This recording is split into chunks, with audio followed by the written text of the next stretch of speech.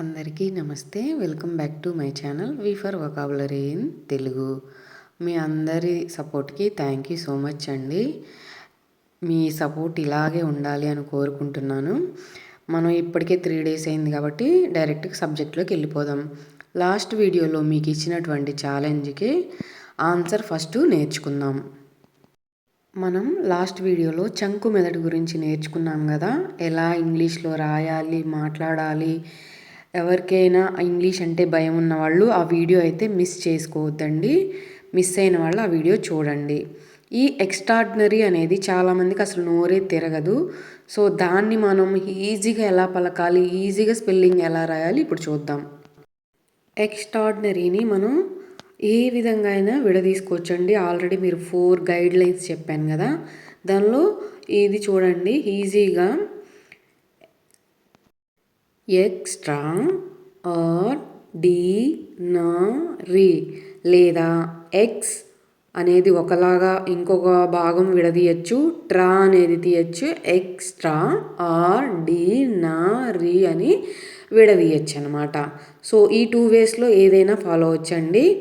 మీకు అర్థమైందనే అనుకుంటున్నాను. సో మీరు ఎవరైనా మిస్ అయ్యి ఉంటే ఆ వీడియో చూడండి. Coming to the today's interesting topic. ఈరోజు మనం నేర్చుకోబోయే ఇంపార్టెంట్ టాపిక్ వచ్చేసరికి రీసెంట్గా బాగా ట్రెండ్ అయిన వర్డ్స్ నేర్చుకుందాం. ఎక్కడ పట్టినా ఈ వర్డ్స్ యూజ్ చేసి మాట్లాడుతున్నారండి. ఇవి పాత వర్డ్సే కానీ కొంచెం మాడిఫై చేసి ఈ మధ్య ట్రెండింగ్ అయినాయి అనమాట. ఎక్కువగా వాడుకలో ఉన్న పదాల గురించి నేర్చుకుందాం. మీకు ఎవరికైనా ఈ పదాల్లో ఒక్క పదం తెలిసినా కమెంట్ సెక్షన్లో ఇది నాకు తెలుసు అని కమెంట్ చేయండి. First word lavish. మనం ఈ మధ్యకాలంలో lavish life style, lavish life అని వింటూ ఉన్నాం. అసలు లావిష్ అంటే విలాసవంతమైన, వెనక ముందు ఆలోచించుకోకుండా ఖర్చు చేయగలిగే స్తోమత ఉన్న, లేదా వాడుక భాషలో చెప్పాలి అంటే అధికంగా, విరివిగా లేదా ధారాళంగా అని అర్థం వస్తుందండి. దీన్నే మనం వాడుక భాషలో అయితే రిచ్ అంటూ ఉంటారు. బాగా మీ దగ్గర బాగా డబ్బులు ఉన్నాయిలే అంటూ ఉంటారు కదా. అంటే వెరీ జనరస్ లేదా spending a lot of money on something. అంటే వాళ్ళకి దేనికి కొరత లేకుండా ఉండి ఇంకా ఆలోచించాల్సిన పని లేదు, ఈ మనీ ఇంత స్పెండ్ చేయాలి అంటే. అర్థమైంది కదా లావిష్ అంటే ఏంటి అనేది. ఈ లావిష్ని మనం జనరల్గా ఎడ్జెక్టివ్గా వాడతామండి. అట్ ద సేమ్ టైం వెర్బ్గా కూడా వాడతామన్నమాట. సో ఈ పదాన్ని మనం మన డైలీ లైఫ్లో ఒక్కొక్కరం ఒక్కొక్కలాగా, కొంతమంది రిచ్ అంటూ ఉంటారు, ఇంకొంతమంది ఏమో లగ్జీరియస్ అంటూ ఉంటారు, ఇంకొంతమంది సమ్టస్ అని అంటూ ఉంటారనమాట. సో మీకు అర్థమైంది కదా. ఈ లావిష్ని మనం చంకు మెదడు ద్వారా లావ్ ఈష్ అని విడదీసి పలకడం ద్వారా ఈజీగా ప్రొనౌన్స్ చేయడంతో పాటుగా స్పెల్లింగ్ అనేది తప్పుపోకుండా రాయగలుగుతామండి. సో ఈ పదాన్ని వాడి మనం సింపుల్గా ఇంగ్లీష్లో మాట్లాడాలి అంటే example, the company spent lavish money on the event. Company ఈ ఈవెంట్ కోసం అధికంగా డబ్బు ఖర్చు చేసింది అని అర్థం అన్నమాట. మోర్ ఎగ్జాంపుల్స్ ఎప్పుడు ఇచ్చినట్లుగానే కామెంట్ సెక్షన్లో పిన్ చేస్తాను, చూడండి ఎవరికైనా ఎక్కువ మోర్ ఎగ్జాంపుల్స్ కావాలి అంటే. సో మీకు లావిష్ గురించి ఎలాంటి డౌట్ లేదనే అనుకుంటున్నాను. Coming to the next word మీ అందరికీ బాగా తెలుసనే అనుకుంటున్నాను. ఇంటర్మిటెంట్. ఎలా పలకాలి ఆ వర్డ్ కింద ఇచ్చాను చూడండి. ఇంటర్మిటెంట్ అనేది మీరు బాగా వినే ఉంటారు. చాలామంది ఇంటర్మిటెంట్ ఫాస్టింగ్ అంటూ ఉంటారు. అంటే మధ్యలో జరిగేది.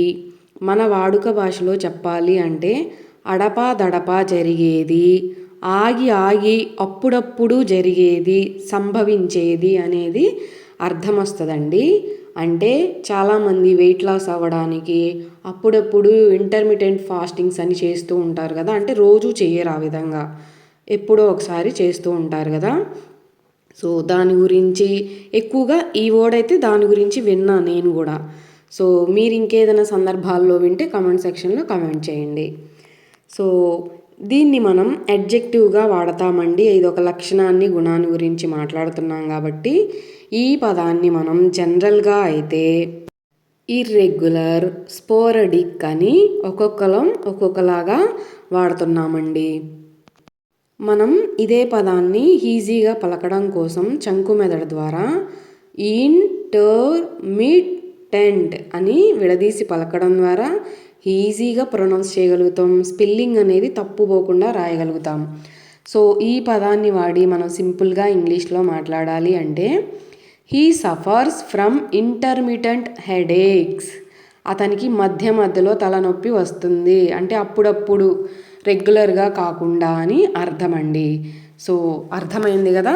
Coming to the next word. Pantry. Pantry అంటున్నారు.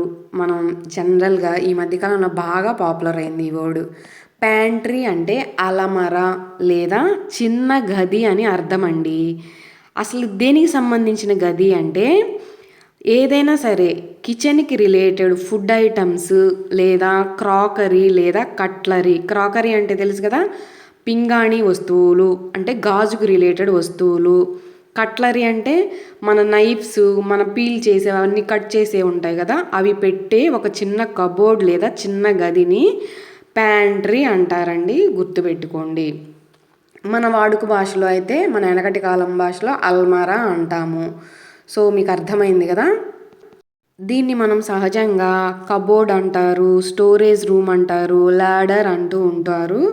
సో ఒక్కొక్కళ్ళు ఒక్కొక్కలాగా. సో అర్థమైంది కదా. ఈ పదాన్ని మనం చంకు మెథడ్ ద్వారా ప్యాంట్రీ అని విడదీసి పలకడం ద్వారా ఈజీగా ప్రొనౌన్స్ చేయగలుగుతాం. అదేవిధంగా స్పెల్లింగ్ కూడా తప్పుపోకుండా రాయగలుగుతామండి. ఈ పదాన్ని వాడి మనం సింపుల్గా ఇంగ్లీష్లో మాట్లాడాలి అంటే she keeps all grocery in the pantry.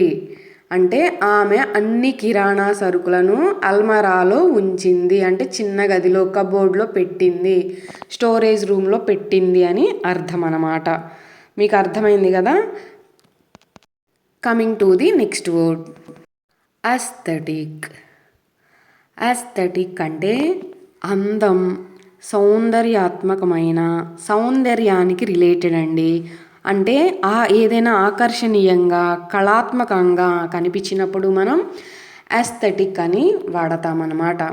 So మీకు అర్థమైంది కదా. జనరల్గా అయితే మన డైలీ లైఫ్లో మనం బ్యూటిఫుల్, అమేజింగ్, గ్రేస్ ఇలా చాలా ఒక్కొక్కళ్ళం ఒక్కొక్క రకాలుగా చాలా చాలా వర్డ్స్ ఉన్నాయండి ఇలా చెప్పుకుంటూ పోతే. సో ఇలా వాడుతూ ఉంటామన్నమాట. ఈ ఎస్థెటిక్ అనే పదాన్ని మనం అడ్జెక్టివ్గా వాడతామండి, నౌన్గా కూడా వాడతాము. గుర్తుపెట్టుకోండి.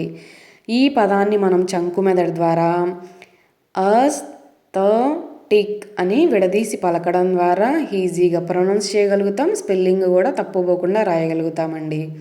సో ఈ పదాన్ని వాడి సింపుల్గా ఇంగ్లీష్లో మాట్లాడాలి అంటే her room has a very aesthetic design.